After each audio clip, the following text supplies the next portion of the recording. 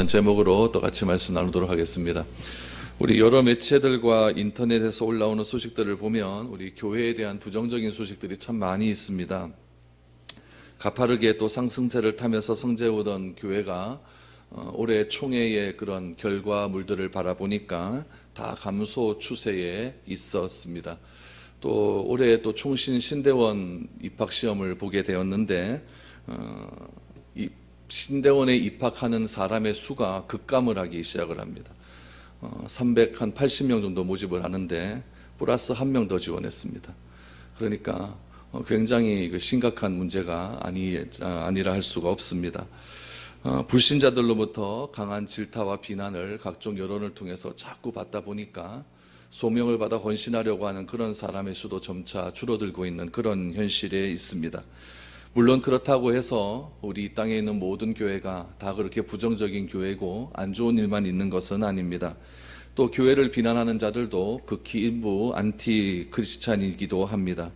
그들은 거의 반신앙적 수준의 말과 행동으로 기독교를 폄하하고 또 대적하고 비난하고 있는 것도 부인할 수 없는 사실입니다. 제가 생각하기에는 그들은 마치 기독교를 대항하는 그런 것들이 자신의 신앙인 것처럼 그렇게 생각을 가지고 여러 가지 활동을 하고 있는 것 같아 보이기도 합니다. 그리고 그들의 비난과 질타 중에는 다 맞는 것도 아니고 또 다 틀린 것도 아닙니다. 교회에 대한 오해와 왜곡에서 빚어진 것도 참 많이 있다는 것을 여러분들이 잘 기억하셔야 됩니다. 그럼에도 불구하고 우리는 그들만 탓하고 있거나 원망을 해서는 안 될 것입니다. 세상 사람들로부터 비난을 당하고 또 질타를 받게 된 그 이유가 무엇인지를 우리가 잘 알겨듣고 또 새겨들어야 됩니다. 원인이 없는 결과가 어디 있고 결과가 없는 원인이 어디에 있을 것입니까? 틀림없이 우리의 모습이 그들의 기대에 미치지 못했고 그들에게 책 잡힐 만한 것들이 너무나 많이 있기에 부정적인 그런 일들이 너무나 많이 벌어지고 있는 겁니다. 성경에도 보면은 교회는 어디에 있어야 되냐면 산 위에 있어야 됩니다. 등불처럼 환하게 빛이 나야 됩니다. 그것은 무슨 말이냐면은 교회는 빛이기 때문에 모든 사람이 주목하고 있다는 이야기입니다. 주목하고 있는 교회가 그들의 기대에 미치지 못하고 또 그들의 인정을 받지 못한다는 것은 우리 교회가 다시 한번 회개하고 다시 돌아가야 될 그런 일임은 여러분 부인할 수 없는 사실입니다. 거기에 가장 큰 이유는 어떤 이유를 들 수가 있냐면은 우리가 오직 믿음으로라고 하는 구호 하나로 그리스도인의 모든 책임과 의무를 없애버린 그런 이유도 가장 큰 이유일 것입니다. 나에게 믿음만 있으면 내가 무엇을 해도 상관이 없고 나에게 믿음만 있으면 하나님께서 구원이라는 것을 나에게 주셨기 때문에 무슨 짓을 해도 상관이 없다라고 하는 그런 잘못된 구원관의 오해로 인하여서 우리 그리스도인들이 바른 삶을 살지 못한 데 가장 큰 원인이 있다 할 수 있겠습니다. 여러분, 내가 구원을 받았습니다. 내가 믿음으로 구원을 받았고 그 믿음에 값진 그런 구원을 그리스도의 십자가의 은혜를 통하여서 십자가의 죽으심을 통해서 내가 구원을 받았다라고 한다면은 나의 삶은 변해야 되는 것은 틀림없는 사실입니다. 성경은 모든 그리스도인에게 두 가지를 명령하고 있습니다. 하나님을 깊이 사랑해라 라고 말씀을 합니다. 그리고 그 하나님을 사랑하되 어떻게 사랑해야 되느냐? 내 이웃을 사랑하는데 이웃을 사랑하는 법은 내 자신과 같이 사랑해라 라고 그렇게 강조하고 있습니다. 그리고 또 하나님께서 이런 것들을 강조하시면서 자신의 본질적인 성품을 말씀하시는데 그 본질적인 성품이 무엇이냐면은 나는 거룩하다라고 하는 그 본질적인 성품입니다. 교회와 성도가 거룩하신 하나님 앞에서 어떠한 삶을 살아야 되느냐? 하나님을 사랑하고 이웃을 사랑하는 그러한 삶을 살아야 함에도 불구하고 우리는 그 책임과 의무를 감당하는 그런 모습은 아무 곳에서 바라볼 수가 없고 오직 내가 믿음으로 구원을 받았으니까 내가 마음대로 살아도 된다라고 하는 그런 잘못된 신앙관이 우리 가운데 너무나 많이 있다는 이야기입니다. 여러분, 믿음을 가진 자가 반드시 우리가 가져야 될 마음가짐은 하나님을 사랑하는 삶입니다. 또한 이웃을 사랑하는 삶입니다. 그리고 세상에서 거룩해지기 위해서 내가 피비린내 나는 죄와 싸우는 몸부림이 있을 때에 이 세상에서 잘못된 교회관으로 인하여서 이렇게 지탄받는 일들이 그제서야 돌아올 수 있게 된다는 이야기입니다. 교회와 그리스도인들이 갖추어야 할 거룩한 마음을 잃어버리게 된다면 우리는 세상으로부터 질타와 비난은 지속적으로 받게 될 것입니다. 예수님은 분명히 말씀하셨습니다. 너희는 세상의 소금이다 라고 말씀을 하시면서 소금이 그 맛을 잃으면 과연 무엇으로 짜게 하리요? 그 후에는 아무 쓸데없어 다만 밖에 버려져 사람에게 밟힐 뿐이라 라고 분명히 말씀을 하셨습니다. 오늘 한국 사회에서 일어난 모든 교회의 현실이 지금 사람에게 밟히고 있는 그런 현실 아니겠습니까? 왜 그렇겠습니까? 우리 그리스도인들이 소금의 역할을 잘 감당하지 못하기 때문에 그렇다는 이야기입니다. 그러므로 우리는 거룩성을 회복해야 됩니다. 우리 한 사람 한 사람이 중요하다는 이야기죠. 내가 짬만 나는 그런 삶을 살아갈 때에 이 비참해진 이 교회의 현실이, 주께서 피로 값주고 사신 이 교회의 거룩한 모습이 다시 한번 회복될 수 있다는 이야기입니다. 그런 의미에서 오늘 본문이 우리에게 시사하는 바는 굉장히 중요하다 할 수 있겠습니다. 하나님께서 오늘 본문 속에서 우리에게 말씀하시는 것은 거룩을 요구하고 계십니다. 나중에 거룩하라라는 것이 아니죠. 지금 이 시간 거룩해져야 된다라고 말씀을 해주시고 있습니다. 그 거룩을 어떻게 하라고 말씀하십니까? 주님이 다시 오시는 그날까지 허리에 띠를 동이고 또한 근신하며 거룩함을 살기 위해서 애쓰고 힘쓰고 노력하라라고 그렇게 주께서는 우리에게 말씀해 주시고 있습니다.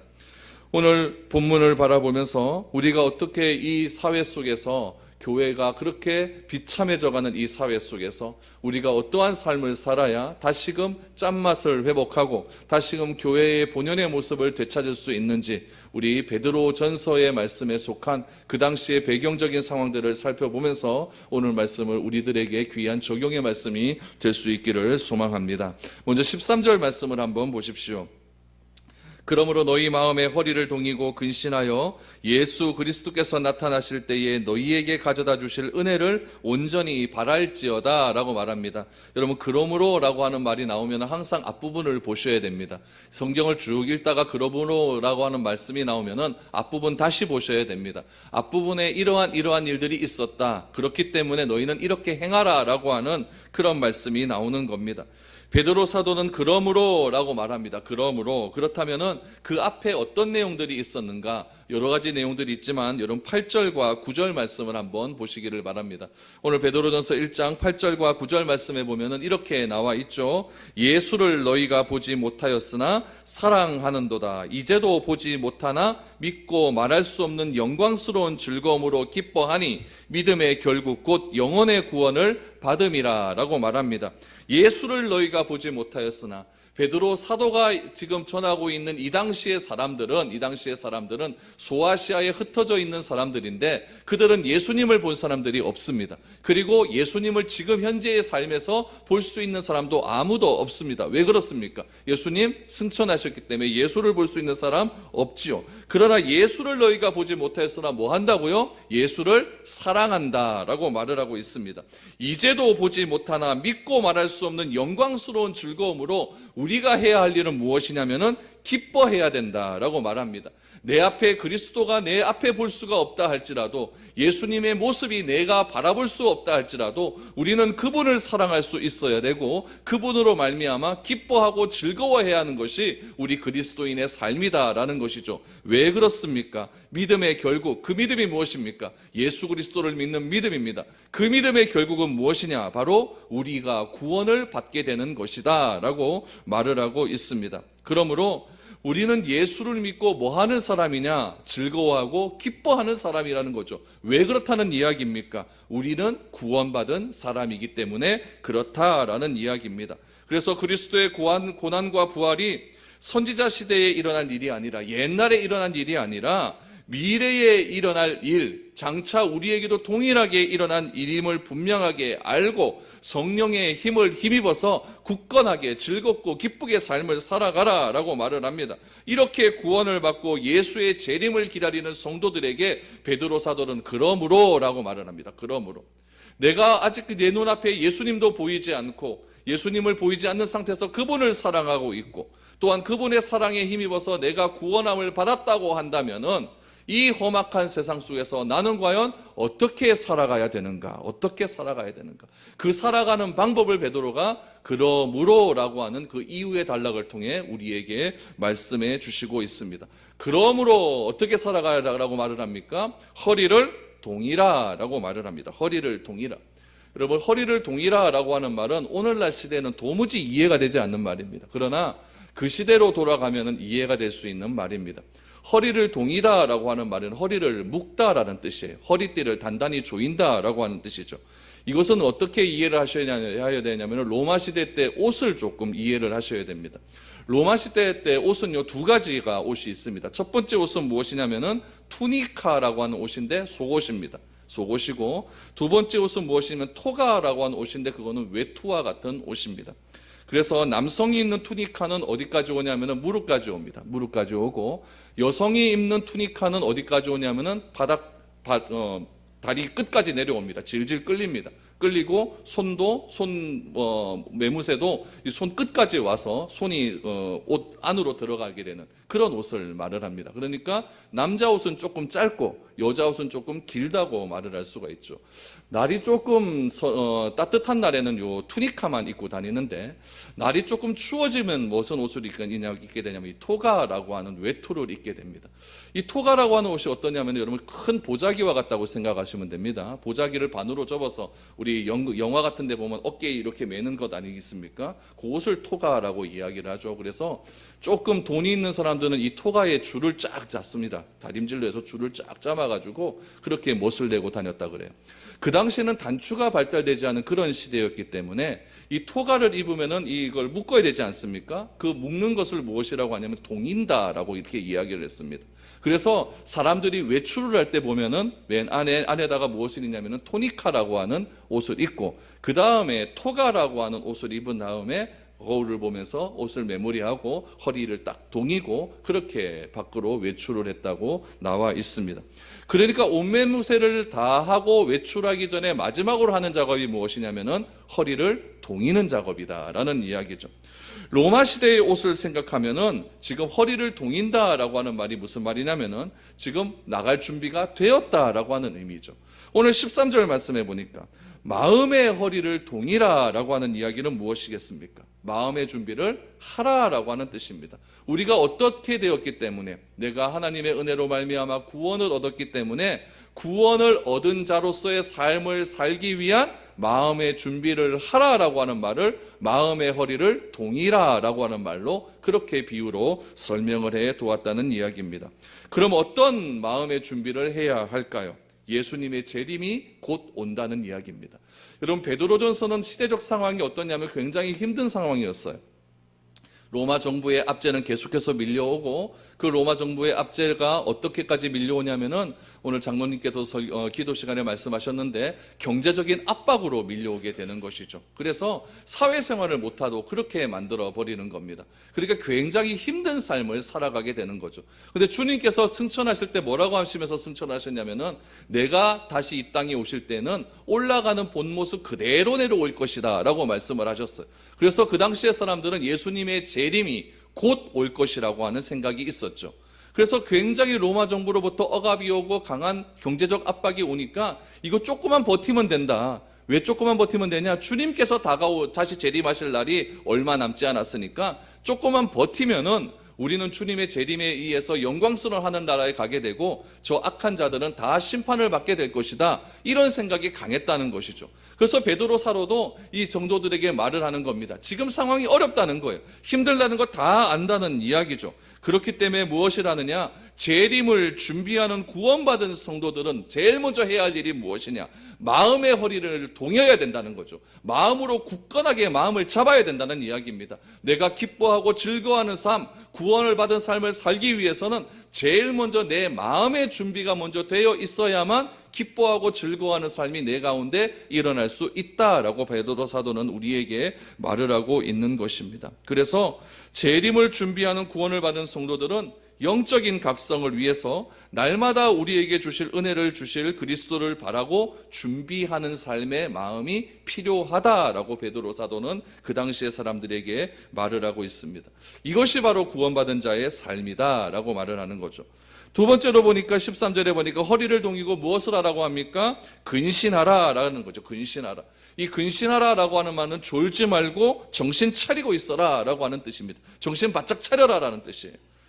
베드로는 예수님께서 나타나실 때에 우리에게 은혜 주실 은혜를 바라기 위해서는 마음의 허리를 동이고 먼저 마음으로 준비를 하고 그 다음에 정신 차리고 우리의 몸으로도 준비를 바짝 하고 있어야 된다라는 것을 말을 하고 있습니다. 그렇다면 우리에게 주실 은혜가 무엇입니까? 바로 온전한 구원이라는 이야기죠. 그 구원을 왜 온전히 바랄 수밖에 없었을까요? 그 당시에 예수 믿는다는 것이 쉽지 않다라고 말씀을 드렸습니다. 로마에 박해가 있다라고 말씀을 드렸죠. 우리 요한계시록에서 우리 공부할 때 무엇이라고 했습니까? 길드라고 하는 조합이 있다고 하지 않습니까? 그 길드라고 하는 조합에 들어가지 못하면 경제적 활동을 하나도 하지 못하고 대출을 받는다 할지라도 그 대출의 이자가 50% 70% 되게끔 그렇게 해준다고 말하지 않았습니까? 그런 경제적인 압박이 너무나 많이 있었으니까 여러분, 성도들은 그 당시에서 살아간다는 것 자체가 굉장히 힘든 삶을 살 수밖에 없었습니다. 이런 상황 속에서 예수를 믿는다, 또 내가 예수를 믿는다고 드러내는 삶을 살아간다, 신앙생활을 한다, 이거 여러분 쉬운 일이 아니었습니다. 그래서 성도들은 신앙의 자유를 찾아서 흩어지기를 시작했다는 거예요. 그래서 베드로전서 1장 1절 말씀을 한번 보십시오. 1장 1절 말씀에 보면은 이 베드로전서가 어디 누구에게 쓰여졌는지가 분명히 나오고 있습니다. 우리 1장 1절 같이 한번 읽어볼까요? 시작.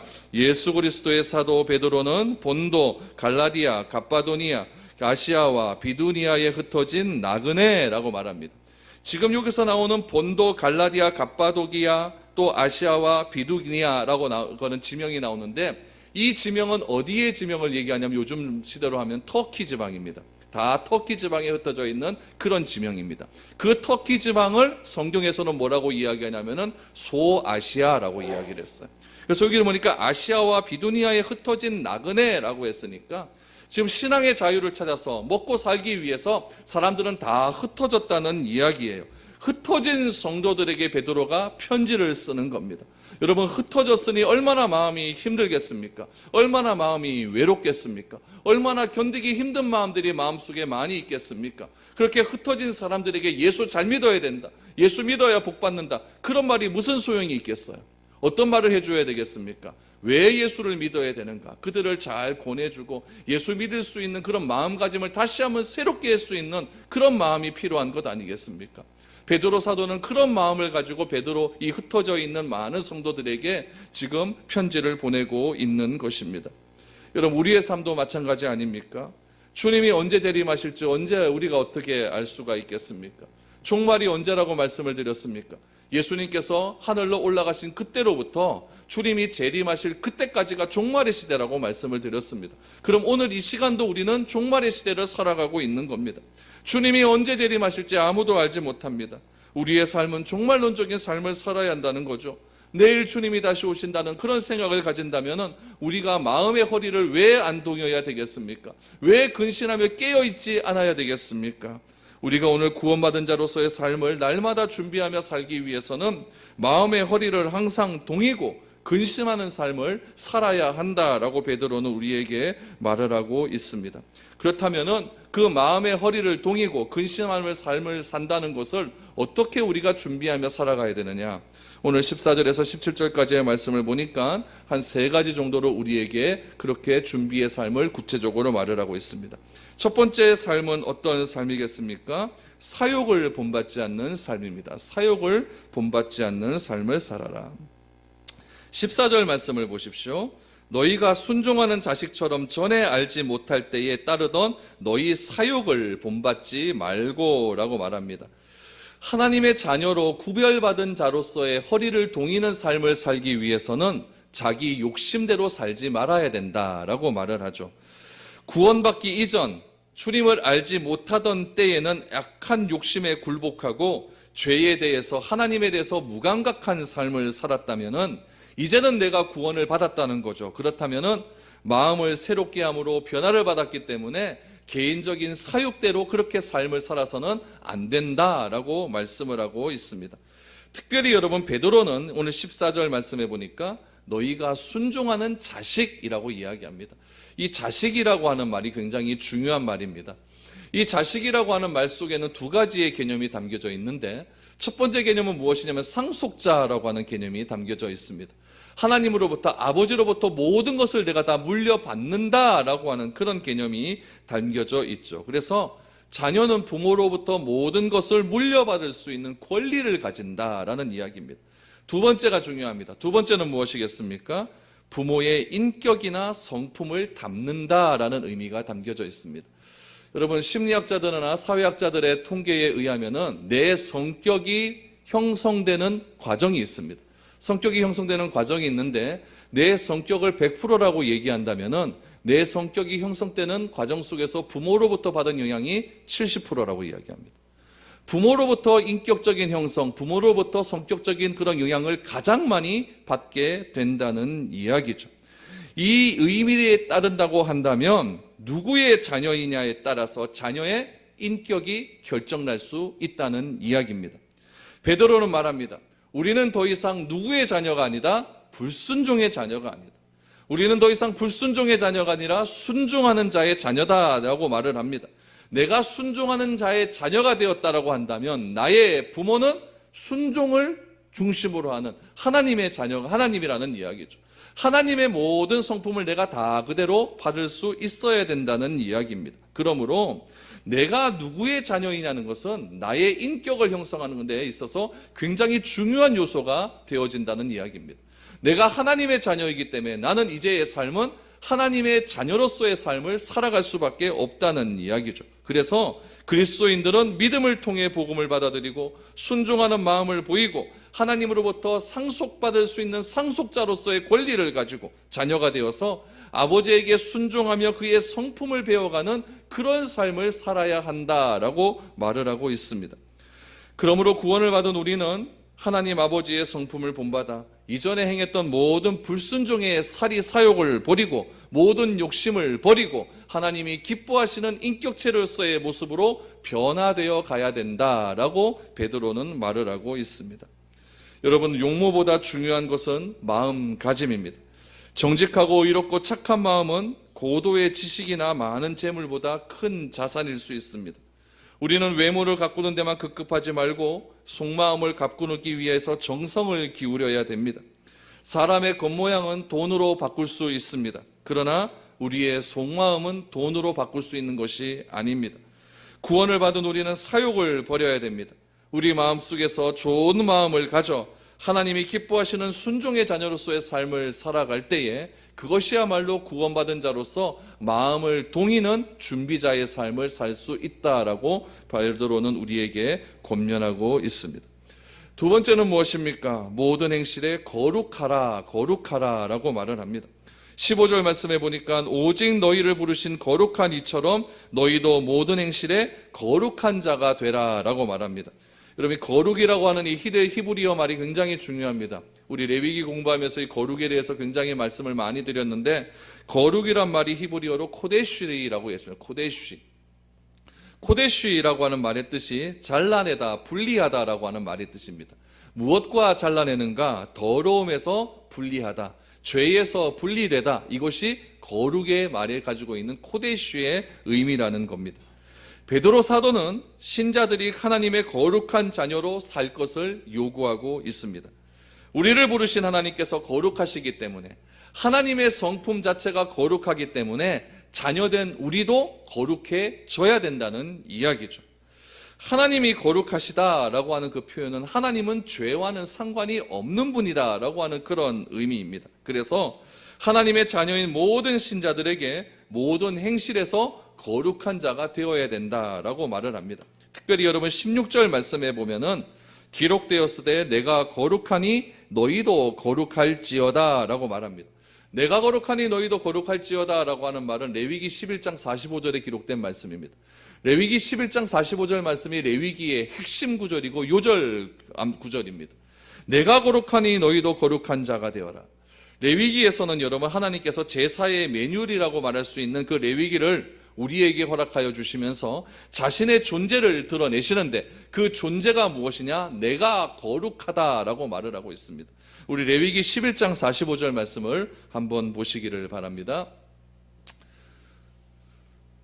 안 쳤나 보네요. 11장 45절 제가 한번 읽어드리겠습니다. 나는 너희의 하나님이 되려고 너희를 애굽 땅에서 인도하여 낸 여호와라. 내가 거룩하니 너희도 거룩할지어다.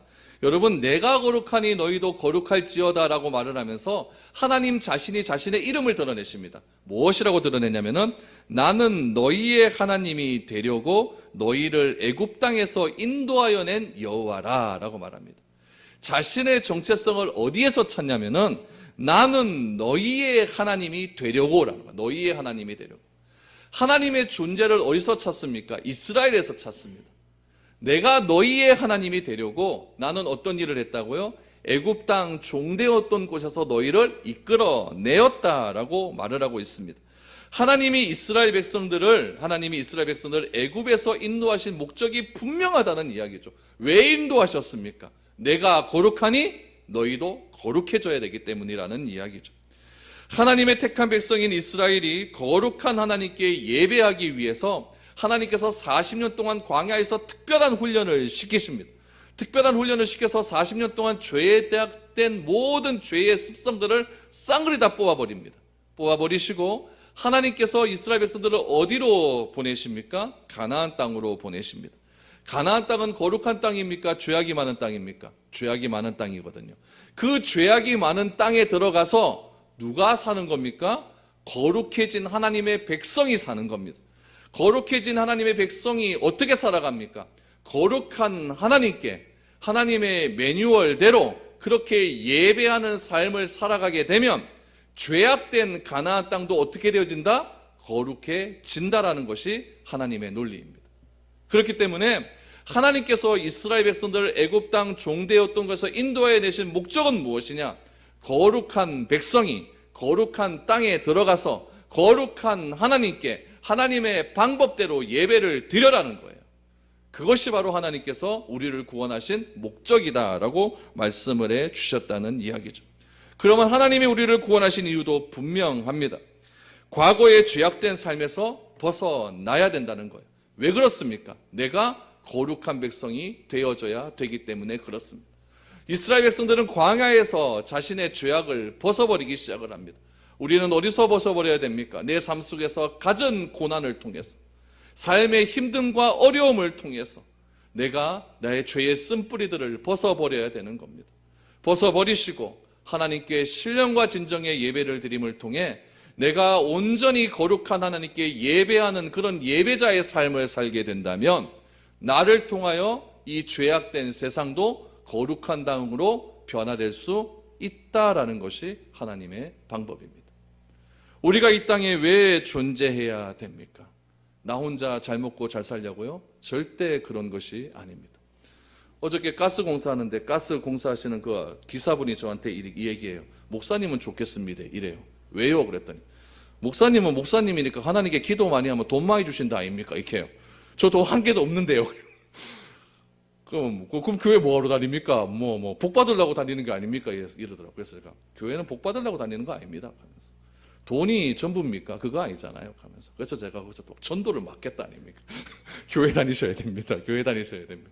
교회 오이소, 교회에서. 그럼 그랬더니 그분이 하는 말, 전 절에 갑니다. 그러더라고요. 절에 왜요? 하면서 했더니 가스 배달하도요. 교회 오이소, 시간 나면 교회 오이소. 하면서 그랬어요. 여러분 세상 사람들은 그렇게 얘기하죠. 기도 많이 하고 그러면은 하나님께서 돈 많이 주셔서 그것이 복이라고 이야기합니다. 그러나 그것도 물론 복일 수 있겠지만 우리의 가장 근본적인 복은 어디에서 찾을 수가 있겠습니까?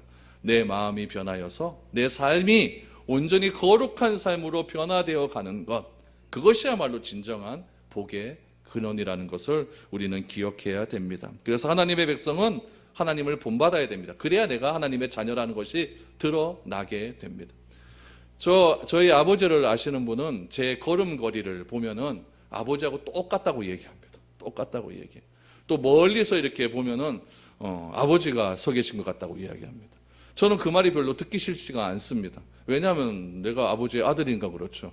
여러분들의 자녀니 나는 아버지를 본받는 것이 나는 죽어도 싫습니다. 이러면 얼마나 기분 나쁘겠습니까? 여러분 하나님의 자녀가 되었다라고 하는 것은 내가 하나님의 성품을 본받았다라는 이야기입니다. 하나님의 성품은 거룩에 있습니다. 거룩한 삶을 사시기 위해서 애쓰고 힘쓰시기를 바랍니다. 그럴 때에 나는 나를 통해 하나님이 드러나게 되는 것이고 나를 통해 세상은 변화될 수 있게 되는 것입니다. 세 번째는 무엇입니까? 우리가 허리를 동인다라는 것은 하나님에 대한 두려움이 있어야 된다라는 이야기죠. 17절을 보십시오. 외모로 보시지 않고 각 사람의 행위대로 심판하시는 이를 너희가 아버지라 부른즉 너희가 나그네로 있을 때를 두려움으로 지내라 라고 말합니다. 베드로는요, 우리 그리스도인을 무엇이라고 이야기하냐면은 나그네다라고 이야기합니다. 나그네로 지낼 때 어떻게 지내라고요? 두려움으로 지내라 라고 말합니다. 나그네는 무엇입니까? 죄로 말미암아 하나님을 멀리 떠나 방황하고 있는 인간의 실존을 무엇이라고 이야기하면 나그네다라고 설명을 합니다. 고향집을 떠나 나그네처럼 사는 사람으로서 돌아갈 고향과 돌아갈 때가 있음을 이야기하고 있는 거죠. 나그네라는 것은 요즘 말로 말하면 여행객 아니겠습니까? 여행객은 여러분 평생 그 펜션에서 호텔에서 사는 게 아니잖아요. 내가 돌아갈 집이 있고 여행이 때가 끝나면 집으로 돌아가야 된다는 것 아니겠습니까? 이런 나그네의 삶을 살아가는 자들에게 어떻게 삶을 살아가라고 말하냐면은 두려움으로 지내라라고 말합니다. 왜 두려워해야 될까요? 하나님은 행위대로 심판하시는 분이기 때문이다라고 분명히 말을 하고 있습니다. 하나님은 여러분 사람의 외모를 보시는 분이 아닙니다. 하나님이 먼저 보시는 것은 우리 마음의 모습입니다. 나의 행위는 내 마음에서부터 시작하기 때문에 하나님은 그런 의미에서 내 마음을 먼저 보시는 분이십니다. 여러분, 하나님은 사랑이 많으시는 분이죠. 하나님은 긍휼이 크신 분이시죠. 오래 참으시는 분이시죠. 그러나 각자의 행위에 따라서 선악간 심판하시는 공의로운 하나님임을 여러분 꼭 기억해야 됩니다. 그러므로 우리가 두려워해야 하는 이유는 무엇이냐면은 하나님이 우리에게 요구하시는 삶이 무엇인지를 분명하게 알지 못할 때 두려워해야 된다는 겁니다. 하나님이 우리에게 요구하시는 삶이 무엇입니까? 내 마음속에 거룩에 있다는 이야기입니다. 공의로운 삶이 있습니다. 그러나 우리의 악한 행함으로 인하여서 하나님의 진노를 사지 않을까 항상 두려운 마음으로 지내야 된다는 이야기입니다. 그리스도인은 이 세상에 안주하기 위해서 세상의 방법을 배우는 그런 존재가 아니라 언제든 떠날 준비를 하고 하나님을 기쁘시게 하는 거룩한 삶을 살기 위한 존재라는 것을 베드로는 분명히 이야기하고 있습니다. 베드로가 편지를 어느 지역에 보냈다고 말씀을 드렸습니까? 소아시아 지역에 보냈다고 말씀하지 않습니까? 그 소아시아 지역에서 여러분 오늘 베드로전서 1장 1절에 보면은 비두니아라고 하는 지역이 있습니다. 이 비두니아 지역에 총독 폴리니라고 하는 사람이 있었습니다. 이 사람이 그 당시 로마의 황제였던 트리안에게 편지를 보냈습니다. 그 편지의 내용이 무엇이냐면 그리스도인들을 어떻게 처리해야 될 것인지에 대한 문제였습니다. 만약 그리스도인이 자신의 신앙을 버리게 된다면 그를 어떻게 처리해야 되는가? 이 두 가지를 질문했습니다. 예수 믿는 사람 어떻게 해야 되는가? 예수 믿는 사람이 배교를 하게 된다면 그 사람은 또 어떻게 해야 되는가? 이에 대해서 트리안 황제가 편지를 보내었습니다. 어떻게 편지를 보내었냐면은 그리스도인에 대한 고소가 있을 때 체포해라라는 거예요. 그리스도인에 대한 고소. 누가 고소를 합니까? 안 믿는 사람들이 고소를 하겠죠. 그리스도인에 대한 고소가 있을 때 체포를 하고 그 죄가 입증이 되면 벌을 주라라고 말을 합니다. 그러나 자신이 그리스도인임을 부인하는 배교의 상황이 있게 되면은 로마가의 신이 믿는 신에게 가서 기도를 드리게 하고 그 기도를 드린 자에게는 용서를 해 주어라라고 편지를 보냈습니다. 그 당시에는요, 고소가 있으면 그리스도인을 체포했습니다. 경제적으로 어렵고 로마의 압박이 있었지만은 무작정으로 다 체포하는 것이 아니라 로마인들이 그리스도인들을 고소했을 때 체포했다는 이야기죠. 그러므로 평상시에는 문제가 좀 있었겠습니까? 없었겠습니까? 별 문제 없었습니다. 단지 사는 게 조금 힘들었을 뿐입니다. 그러나 그리스도인들이 로마인들과 살아가다가 보면은 사소한 시비로 인하여 여러분 사소한 문제가 발생할 수 있게 되는 겁니다. 그러면 로마는 철저하게 누구 편에 다가가게 되는 겁니까? 로마 사람들의 편에 다가가게 되어서 그리스도인들에게 강력한 처벌을 내리게 되었다는 이야기죠. 베드로 사도가 왜 세상을 향하여서 세상에 살아가는 그리스도인들을 향하여서 허리를 동이고 근신하며 살아가라고 말을 하겠습니까? 왜 거룩한 삶을 그렇게 강조하겠습니까? 왜 자기의 사욕을 버리라고 말을 하겠습니까?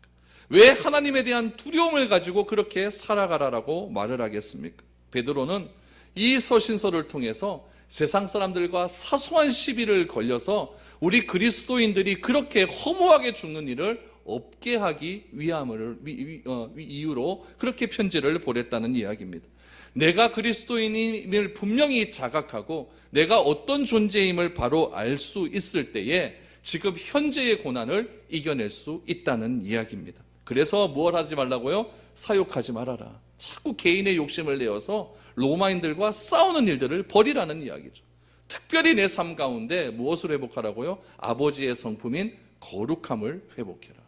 그리고 우리가 이 땅에 살아가면서 두려운 마음으로 살아가라. 왜 그렇습니까? 주님께서 재림하시는 그날 반드시 우리를 심판하시기 때문에 그렇다라고 이야기하죠. 우리는 어떤 존재입니까? 하나님이 우리에게 허락하신 구원을 얼마나 소중하게 여기고 있습니까? 오늘날 살아가는 우리들은 정말 그리스도인들을 부정적으로 취급하는 그런 시대 속에 살아가고 있습니다. 이렇게 그리스도인들을 부정적인 태도로 대하는 세상에 대해서 우리는 과연 어떤 태도를 가지고 살아가야 되겠습니까? 서로 맞고소하면서 그렇게 살아야 되겠습니까? 아닙니다. 정말 우리 그리스도인이 어떤 삶을 살아야 되는가? 내가 누구인가에 대한 분명한 정체성을 회복하시고, 오늘 베드로 사도가 이런 상황 속에서 그 많이 흩어져 있는 성도들에게 보내었던 이 세 가지의 말씀을 꼭 명심하시기를 바랍니다. 나의 사리사욕을 버리시고, 하나님께서 우리에게 허락하신 그 하나님의 놀라운 구원의 성품 거룩함을 유지하기 위해서 철저하게 노력하시고, 마지막으로 주님이 재림하실 때가 곧 다가올 거니까 두렵고 떨리는 마음으로 하루하루를 조심해서 살아가라 라고 하는 이 마음을 우리가 가져갈 때 이 교회는 틀림없이 회복될 수 있을 줄 믿습니다. 우리가 그러한 삶을 살아갈 때 하나님이 일하시고 하나님의 일하심을 통해서 우리가 온전한 그리스도인으로 다시 한번 빛으로 나타낼 수 있는 것입니다. 여러분, 이 험한 세상 속에서 여러분 믿지 않는 자들과 싸우려고 하지 마십시오. 다투려고 하지 마십시오. 자꾸 그런 얘기하시면 나 자신을 자복하고 회개하십시오. 내가 짠맛을 못 내었구나. 내가 빛이 아니구나. 나의 사욕이 자꾸 드러나는구나. 하나님 나의 거룩함을 회복시켜 주시옵소서. 이렇게 기도하며 살아갈 때에 이 교회는 온전히 회복될 줄 믿습니다. 우리